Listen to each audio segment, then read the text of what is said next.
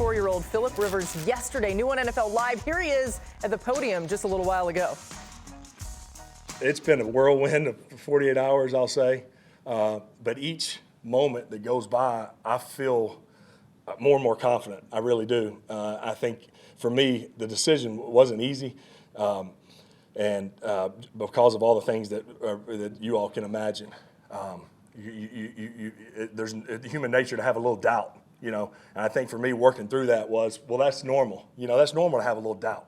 Who wouldn't have doubt after 5 years, you know? But where's that? Is that doubt real or not? And it's like, well, let's again, like I go back to our first answer. The only way you can find out is to go. So he came in here, he didn't forget how to throw a football. So we did that Monday, and then Tuesday, he was in the hotel thinking it over. He called us. Me and Chris were in the office. Said, what do you think? He said, dadgummit, let's freaking go. And so we said, let's do it. He has a belief that he can do it. And obviously we called him and we're in the hunt. And I mean, he's like, man, we got a chance. And I'm going to go. And if I can be a part of that, that's freaking awesome. And so he's fired up for the challenge. I know that. And if he wasn't fired up for the challenge, he wouldn't do it. Again, we're going to take it one day at a time. I'm excited. I feel good. It's also very comforting to know the offense. And you know, that's a big deal. You know, to be able to see that call sheet on Tuesday morning and be able to know what every play is. But a few tweaks here and there that they've done over the years. So that's a big part of it as well.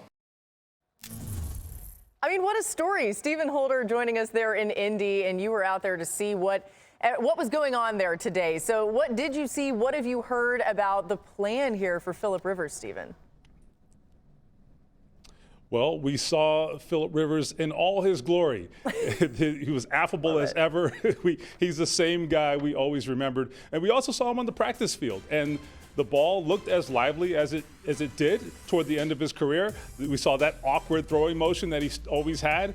So really, they are working through how they're going to proceed this week. And part of that is evaluating him in practice to see if this is a viable option for him to play on Sunday.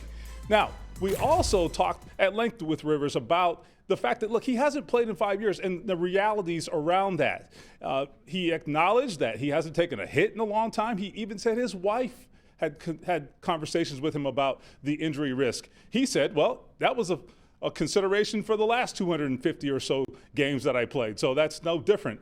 And he also made a joke about it and said, look, if something does happen, I have lots of time to recover, which basically is forever, I suppose, now that he would presumably be retired again after this. So he's keeping it light and moving forward as if he's preparing to play on Sunday.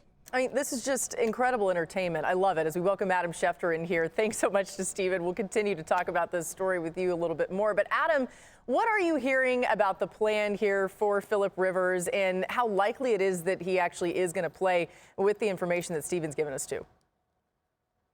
Well, Laura, the Colts have been non-committal, but you can just read the room and see that there's a real chance that Philip Rivers is going to wind up playing on Sunday against the Seattle Seahawks. For starters, they have Riley Leonard dealing with a strained knee ligament. Now, it's not a terrible injury, and he might be able to play, but there is the injury question.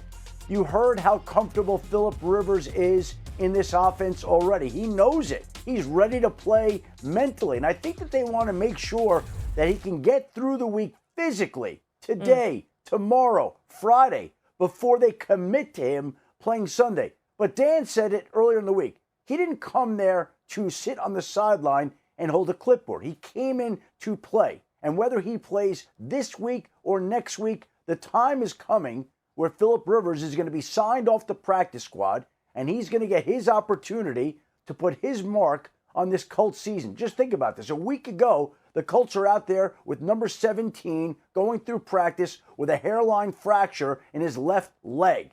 Now we've got number 17, 44-year-old grandfather Philip Rivers out there trying to get ready for Sunday against the Seattle Seahawks. There has been no team that has produced more odd storylines at the quarterback position through the years than the Indianapolis Colts, and they continue to do it again right now. Adam, you ain't lying. And listen, I'm not laughing out of disrespect here. This is just amazing. Like, it's a hilarious story. I love it.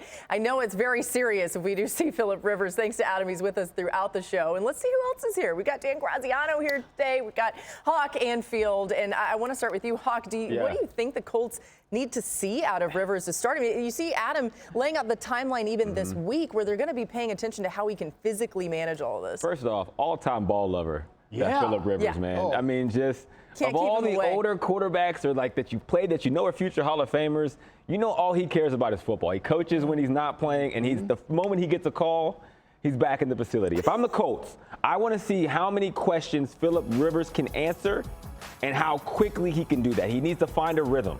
Question number one, what is your movement going to be like on the field? You're older now. Like, are you going to be able to buy time? Because this is going to matter in the way this offense is moved and, you know, protections and whatnot. What is that arm strength like? I know they said he looked good in the workouts and he could push it down the field. But when you're in the game at the end of his career, that was kind of the first thing that we started to notice from him on some of those out routes. Alec Pierce is a guy that likes to get down the field. Are you going to be able to push the ball down there as well? And then lastly, how long is any of this going to last? Are you going to have the stamina? Is your body going to hold up? Is your arm going to hold up? And even if it goes great, how long is this honeymoon going to last? Because these are the questions for 40-year-olds, someone who's approaching 40 myself, that we're going to continue to ask ourselves. Plenty of time. They need to at least be able to threaten the opponent with a passing game, right? Like you can run the offense through Jonathan Taylor, but the Seattle Seahawks are going to probably guess that. So if you have to, but I think it's important for people to understand like how far this is from the Colts' ideal situation. Like, you talk about the movement. Daniel Jones' ability to move around and use him on the run was a key part of their offense when it was functioning at an extremely high level earlier this season. That's obviously not going to be there, and we don't know how he's going to throw the ball. We know he knows the offense. We know the ball will be where it needs to be, but yeah, it's several steps down from the Colts offense we were looking at in the early part of the season, and I think for that reason, like you say, maybe it goes great. Like, I would ask, like, what is great? Because I think the expectations for the Colts at this point have to be a lot of Jonathan Taylor and hope that whoever is there, whether it's whether it's not Daniel Jones, whether it's Philip Rivers or Riley Leonard, who's the same age as Philip Rivers' oldest child, that's true. Just an amazing fact. Crazy. Whoever it is can at least make the opponent think for half a second that maybe there might be something more than Jonathan Taylor going on. Field, that opponent is the Seattle Seahawks, and that Seahawks defense, it does add a little layer of drama to all of this. They may not be quite at this level, but they're sort of the NFC's Houston Texans. We don't talk about them as much as Houston because Houston has A, been slightly better, and B, been doing it against some very high-profile quarterbacks in prime time recently, Josh Allen and Patrick Mahomes of late. But no team is ever as able to bring pressure better with 4 rushers than the Seattle Seahawks are. If they want to bring 5 rushers on Sunday, are they going to be scared? This is an incredibly apples to oranges comparison because of the fact that this player was much younger and had never played in the NFL. But I imagine the way that the Seahawks defenders are licking their chops right now is probably similar to before they played Max Brosmer a couple weeks ago. Like, who do you think threatens them more right now? I get it. That's not fair to Philip Rivers. He deserves more respect than that. No, I just meant that was rough to watch. 5 years, I'm saying for my like 5 years retired Philip Rivers. It's just an entirely different ballgame. What I will say is I've thought about this and tried to talk myself into it more and more and more. We were here back in week 4 when the Giants made a quarterback switch, and we were like, did they really have to go to Jackson Dart before they played the Chargers? They couldn't wait a week and get to the Saints.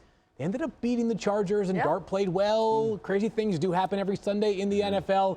This would be amongst the craziest. By the way, guys, Sunday will be 1,800 days since Rivers' last NFL game. That's it, huh? In 2020, that was that wild card loss at the Bills. 1,800 days. All right, let's get Adam Schefter back in here with some more top stories, starting with Lamar Jackson. What is the latest there, Adam, with Lamar?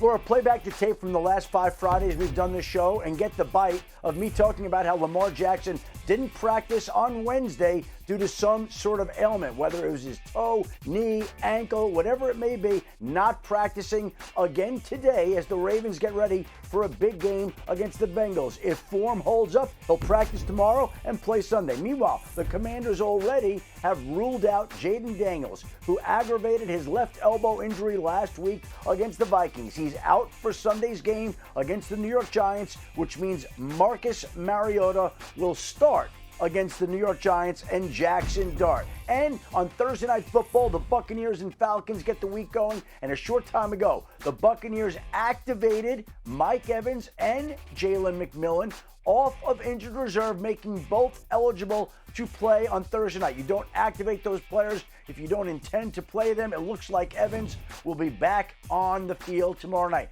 And a short time ago, NFL Executive Vice President Troy Vincent informed teams today that the collective bargaining agreement between the NFL and the NFL Referees Association ends in May. It's the final season of the agreement, a lot of uncertainty. The league is looking for more accessibility to these officials. Some have argued that maybe the league should make officials full-time, which they haven't done in the past, but there is a whole issue percolating right now between the league and its officials with their labor agreement scheduled to end this spring. There are a lot of different opinions on it, and a lot of teams unhappy with the state of officiating this past season. Same story there.